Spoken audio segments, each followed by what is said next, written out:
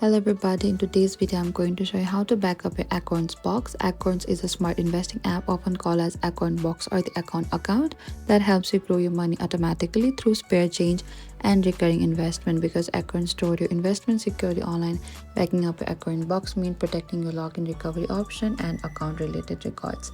And in this video I'll show you exactly how to properly back up and secure your account step by step.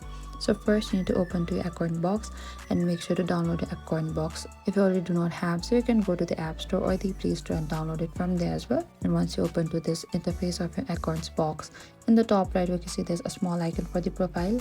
Select to this profile here, and when you reach into this profile interface, select back up your account.